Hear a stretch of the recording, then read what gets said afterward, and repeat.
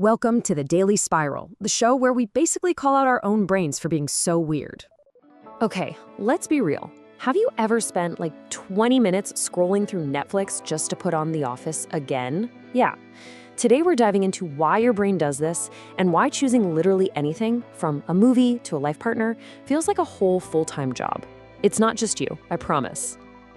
All right, section 1. Let's meet your brain's roommate, the actual reason you can't decide on lunch. And here's the tea. The problem isn't really you.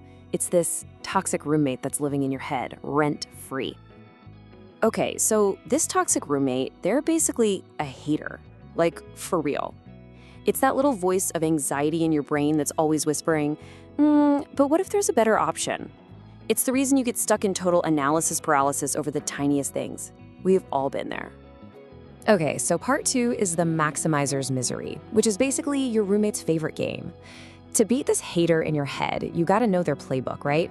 And their entire game, their whole personality is built around being a maximizer. So what's your vibe? Are you a maximizer or a satisficer? A maximizer has to find the absolute best option. Like they're scouring every single review, every Reddit thread, every rating, and they are just haunted by the fear that a better choice exists. Then you've got the satisficer. They just find an option that's good enough and move on with their life. They set a standard, they meet it, and they commit. The vibe is literally JMO, the joy of missing out.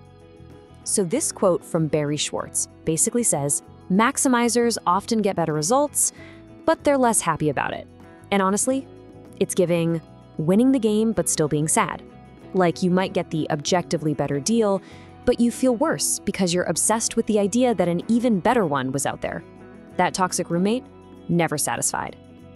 Okay, section 3. This is my favorite part, that weird jam study.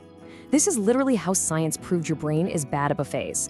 It shows how our brains just completely short circuit when they see too many options. And they proved it with jam. Yup, jam. Okay, so check this out. In this study, they had 2 tables. One had 24 different kinds of jam. It got a ton of attention, people were stopping and looking, but almost nobody bought anything.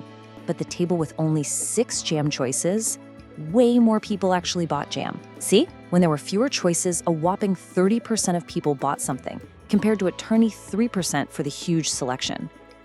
3%, that's it. When our brains are faced with that many options, they basically just give a 404 error and shut down. We just walk away. That's decision paralysis in action, happening right there in the grocery store. Okay, on to section 4, the scroll and the swipe. Because this isn't just about jam, right? This is about our everyday lives. Modern apps are basically playgrounds designed to make your toxic roommate thrive. Get this. The average person spends almost 18 minutes browsing Netflix before they even pick something. 18 minutes. That's not relaxing. That's unpaid admin work for a giant corporation. Your brain is tired. And this right here is exactly why you rewatch old shows. It's called comfort TV for a reason. There's zero risk, you know what you're gonna get, the outcome is guaranteed. It's basically your brain using a satisficing strategy to escape this crazy maximizing world. And oh my God, on dating apps, it gets even more delulu. You've got this wild dilemma where, statistically, women become super selective because of choice overload, only swiping right about 5% of the time. Meanwhile, many men swipe right on almost half of profiles because they're dealing with scarcity. The whole system just makes everyone miserable. And you know that ick, that sudden, totally irrational feeling of repulsion you get over something tiny? Like, ugh, he used the wrong emoji. Yeah, that's your toxic roommate sabotaging you. It's looking for any excuse, no matter how small, to reject a potential partner so you can just go back to the infinite scroll of options. It's a defense mechanism, but not a good one. Okay, if you are feeling personally attacked right now, which, same, don't forget to like and subscribe so we can keep calling you out like this. With love, of course. All right, section 5. Time for the eviction notice. How do we silence that hater in your head? Let's get into the actual actionable tips. Believe it or not, there's literally math for this. It's called the 37% rule. Okay, so here's how it works. For the first 37% of your dating life, let's say up until you're 26, you just explore. You date, you gather data, but you don't commit. Then, after that 37% mark, you commit to the very next person who is better than everyone you've dated before. It basically gives your brain a rule to follow, a hard stop so you're not endlessly searching.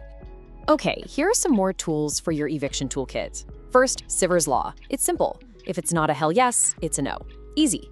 Next, the stranger test, especially for decluttering. Look at an item and ask, if I didn't own this, would I buy it right now? If the answer is no, get rid of it. And finally, use voluntary constraints. Set a 5-minute timer to pick something on Netflix, wear a daily uniform to reduce outfit choices. These are total game changers. And look, the whole point of this isn't to settle for less, it's to settle for peace. Becoming a satisficer isn't about lowering your standards. It's about choosing your own peace of mind over the totally exhausting, impossible quest for the best. So, I'll leave you with this question. What's one good enough decision you can make today to get your time and your sanity back? In a world that is constantly screaming at you for more, maybe the most rebellious thing you can do is just decide that what you have is enough. Thank you for spiraling with us. See you in the next video. Seriously though, drop a comment and let us know one good enough decision you're going to make this week. I'd love to read them.